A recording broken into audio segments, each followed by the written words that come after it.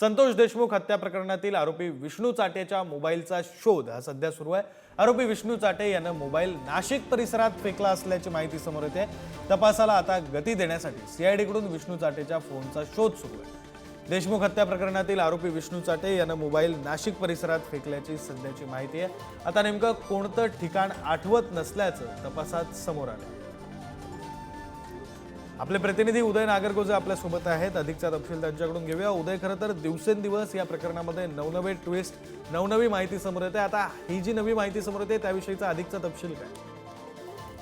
नक्कीच विष्णू चाटे हा खंडणी प्रकरणात तसेच खून प्रकरणात आरोपी आहे आणि गेल्या 15 दिवसापासून 15पेक्षा अधिक दिवसापासून तो पोलीस कोठडीत आहे। या चौकशी दरम्यान आता एक धक्कादायक माहिती समोर येते। यामध्ये सर्वात महत्त्वाची माहिती अशी की या प्रकरणातील 5 मोबाईल आता पोलिसांनी जप्त केलेत, परंतु विष्णू चाटे याचा मोबाईल मात्र अद्याप पोलिसांना हस्तगत करता आलेला नाहीये आणि आता त्याच मुद्द्यावर पोलिसांनी त्याची पोलीस कोठडी वाढवून द्यावी अशी मागणी न्यायालयाकडे केली होती, परंतु न्यायालयाने असा प्रश्न उपस्थित केला की इतके दिवस हा आरोपी पोलीस कोठडीत आहे तरी देखील त्याचा मोबाईल अद्याप हस्तगत का झालेला नाही। तर त्यानंतर जो खुलासा समोर आला तो असा आहे की विष्णू चाटे यांनी नाशिक परिसरात हा मोबाईल फेकलाय आणि आता त्याला नेमकं त्या ठिकाण आठवत नाहीये, त्यामुळे हा मोबाईल देखील मिळून येत नाहीये आणि मग या तपासात सर्वात महत्त्वाचा भाग जो आहे तो विष्णू चाटे याचा मोबाईल आहे। त्यामुळे पोलीस त्या मोबाईलचा शोध घेत आहेत, परंतु अद्यापपर्यंत तरी पोलिसांना तो मोबाईल शोधण्यात यश आलेलं नाही।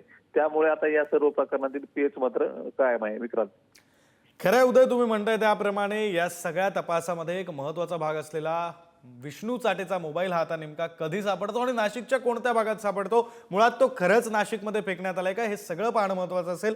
तुम्ही लक्ष ठेवून राहा या सगळ्या तपासाकडे। तुर्तास धन्यवाद दिलेल्या या सगळ्या तपशिलासाठी।